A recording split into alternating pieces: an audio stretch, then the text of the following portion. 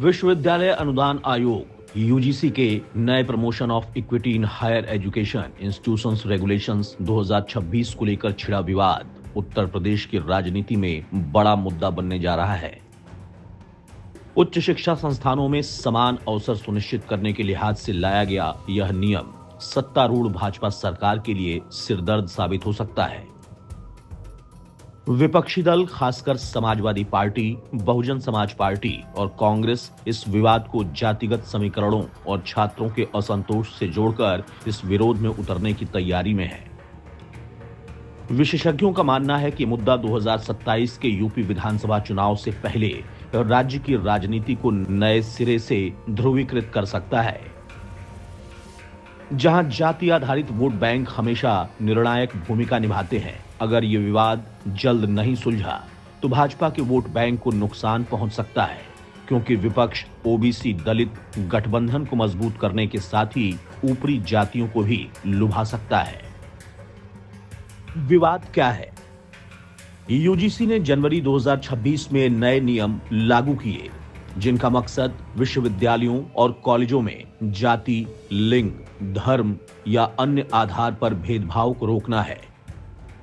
नियमों के तहत हर संस्थान को इक्वल अपॉर्चुनिटी सेंटर स्थापित करना अनिवार्य होगा, जहां भेदभाव की शिकायतों के लिए विशेष समितियां गठित होंगी।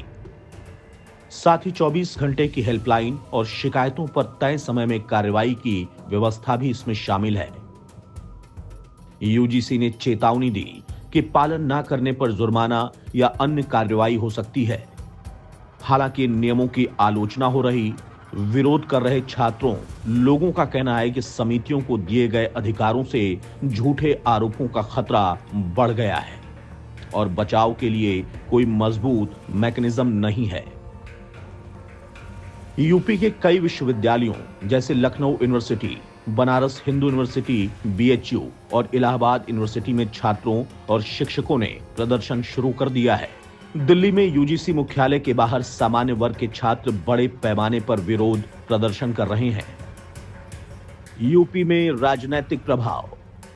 अब अगर बात सिर्फ यूपी और यूपी के जातिगत राजनीति की करें तो यहां पर जातिगत राजनीति हमेशा से ही हावी रही है।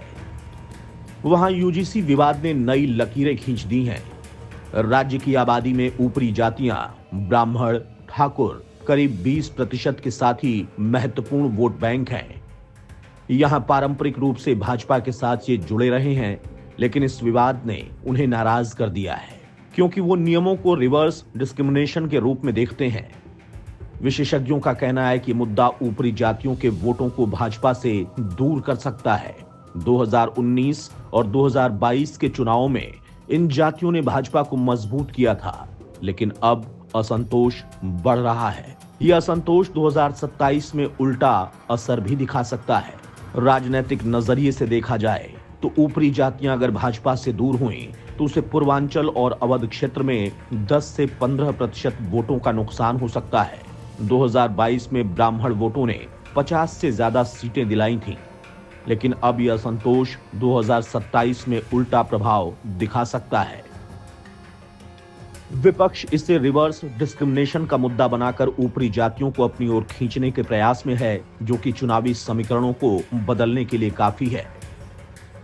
देखा जाए तो यूपी के सामान्य वर्ग, ऊपरी जाति के कॉलेज छात्रों और वोटरों के लिहाज से 2027 के विधानसभा चुनाव अब एक निर्णायक मोड़ पर है।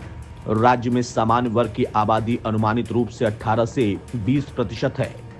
इनमें ब्राह्मण 9 से 10%, ठाकुर राजपूत 7 से 8% हैं, वैश्य बनिया आदि शामिल हैं।